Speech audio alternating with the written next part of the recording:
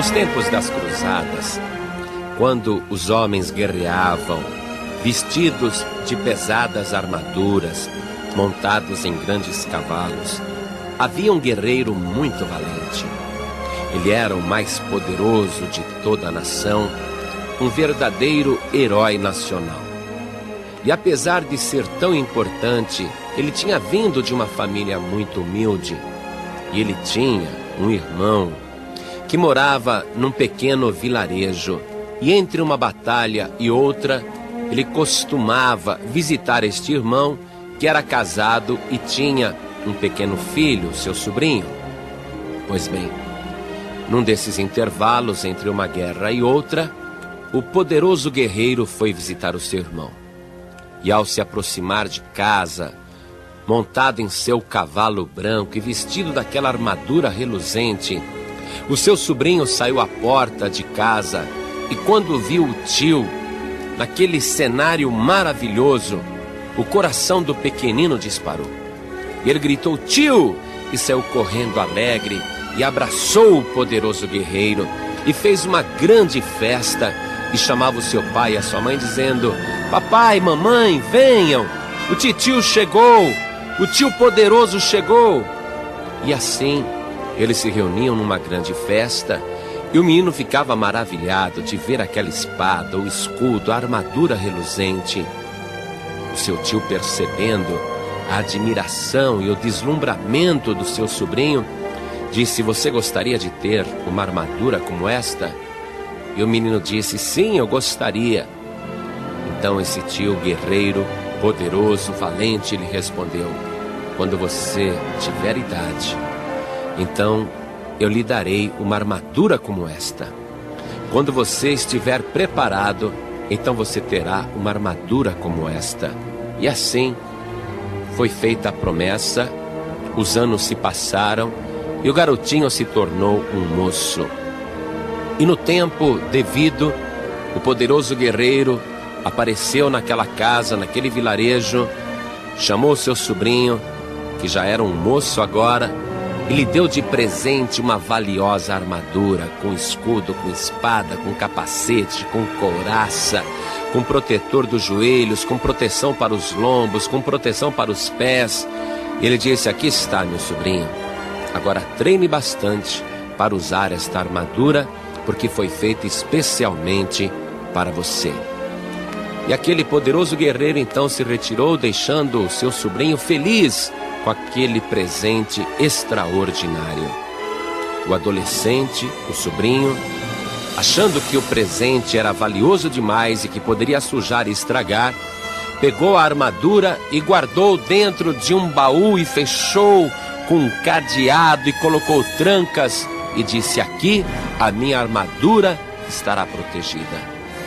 Mas aconteceu que numa madrugada, em que aquele vilarejo não esperava, um inimigo também poderoso invadiu aquele povoado e sequestrou as mulheres, as crianças e matou os velhos e os guerreiros.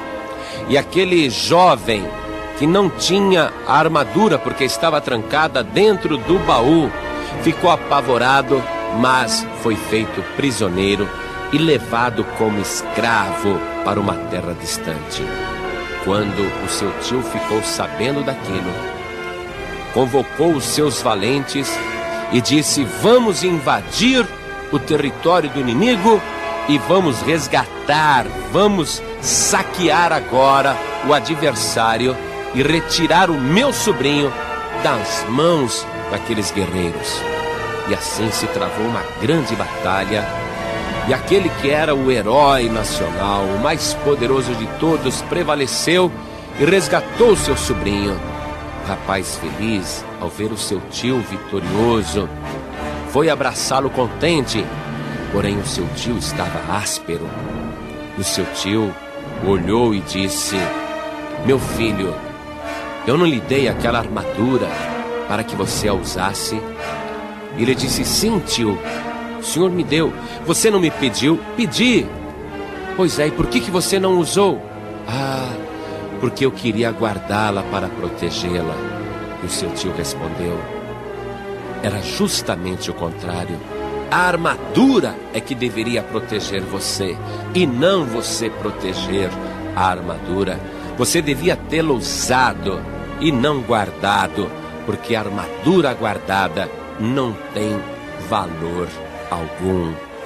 Meu amado, minha amada, eu estou te contando esta ilustração para dizer a você que nós estamos numa guerra onde não existe reservistas, numa guerra permanente que não terá fim.